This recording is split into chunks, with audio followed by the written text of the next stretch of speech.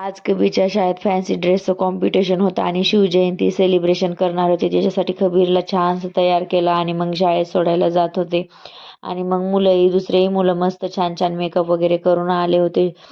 आणि शेतकरी, शिपाई, कर्मचारी खूप छान छान सगळ्यांनी मेकअप वगैरे करून आले होते. आणि असं छान वाटतं बरं का, मुलांना असं एखाद दिवस जर असं काही तयार वगैरे करून दिलं तर मग खूप छान दिसतात.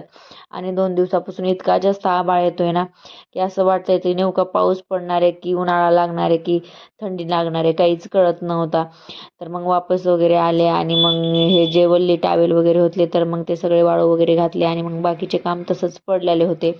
अजून बाहेरचं झाडायचं वगैरे राहिलं होतं. मग आबीर झोपला होता तोपर्यंत चला म्हणलं पटपट आवरून घेऊया.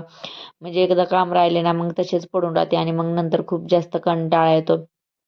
तर बाहेर ना इतकं जास्त पाला पडलेला असताना म्हणजे दिवसातून मला 2-3दा तर झाडावंच लागतं. कारण की ना खूप जास्त पाला वगैरे पडतं आणि येण्या-जाणाऱ्या लोकांना वाटतं की तू नेमकं झाडून काढते की नाही. आता त्यांना कोण सांगणार मी झाडते की नाही म्हणून. तर असो मग कबीरला उद्या सुट्टी आहे त्याच्यासाठी मग त्याचे बुटं वगैरे, कपडे वगैरे धुवायला घेतले होते. आणि 2-3 दिवसात मी असं धुवून घेत असते कारण की ना मग खराब होऊन जाते आणि मग ते चांगले दिसत नाही. त्याच्यासाठी मग कबीरचे कपडे वगैरे धुवून घेतले. आणि आज माझी आवडती भाजी बनवणार आहे.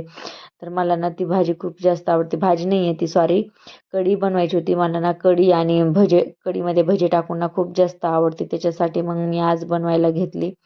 आणि मग कसा व्हिडिओ वाटला मला कमेंट करून सांगा आणि अशाच नवीन एका व्हिडिओमध्ये भेटूया. तर इथं स्किप करते. भेटूया अशाच नवीन व्हिडिओमध्ये. बाय.